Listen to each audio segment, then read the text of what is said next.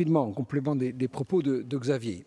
Bon, d'abord, Monsieur le Président, moi je ne connais pas un rapport de la Chambre régionale des comptes qui soit, ou même de la Cour des comptes, qui soit bienveillant, sur un ton plaisant et dans une littérature complaisante. Ça n'existe pas, donc toujours des reproches, donc il faut commencer par cela.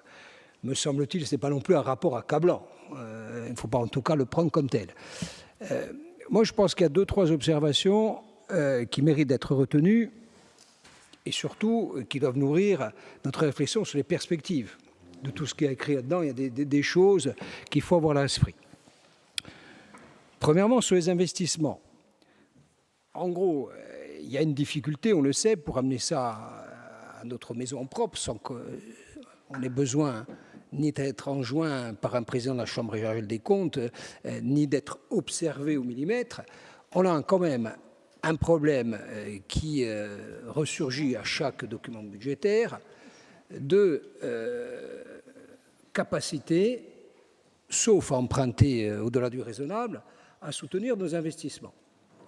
Il y a d'abord quels investissements? Ce qu'exprime avec ardeur Xavier, c'est on ne voit pas de planification. Et je le mets en perspective par rapport à la discussion de tout à l'heure, Monsieur le Président.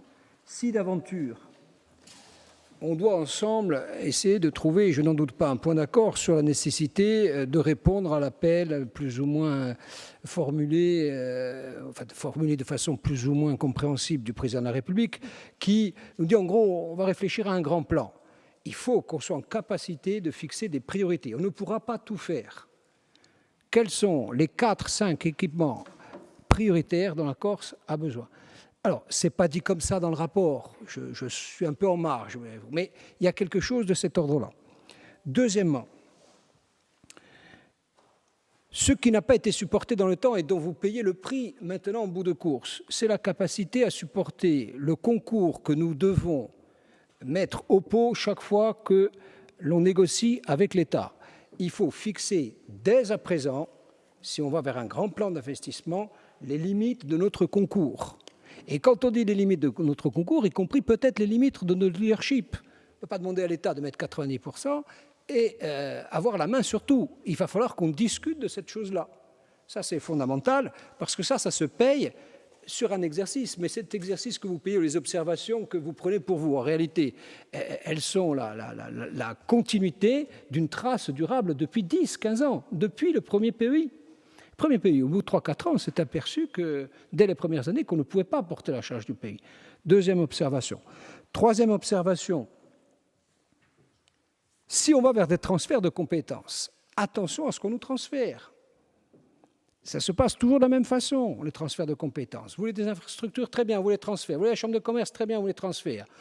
Transfert, ça se passe par une commission nationale d'évaluation des charges. Vous prenez une photo, vous dites ça a coûté tant. On vous donne tant. Nada, l'inflation, le prix de la vie, l'essence, le carburant, bientôt le pétrole, le gazole, l'Ukraine, machin truc. Et on se retrouve très vite étranglé par les charges supportées par les nouveaux investissements dont on a réclamé à corps et à cri la compétence. Dernière observation enfin sur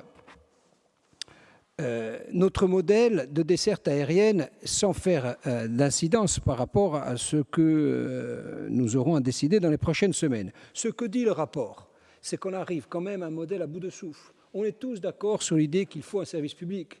On ne va pas se ressasser à chaque débat l'idée qu'il faut transporter des malades et que les malades ne sont pas malades tous les jours. Il peut y avoir 2 malades un jour et 10 malades le lendemain. La question n'est pas le taux de remplissage par les gens les plus nécessiteux du service public. Ce qu'il dit en gros, c'est qu'on ne peut pas continuer à avoir un modèle de service public, de délégation de service public, où on paye la compagnie finalement. Modèle de délégation de service public, on paye la compagnie. Mais quand vous avez une compagnie qui transporte 17% de résidents, ce modèle de service public, ce que vous dit la Chambre régionale des comptes en toile de fond, c'est que ce n'est plus tenable.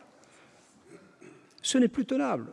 Chaque année, sur Paris, on a un problème. Ça ne veut pas dire qu'il faut mettre en danger et en doute ceux qui sont les délégataires actuels et peut-être, on peut l'imaginer, délégataires futurs.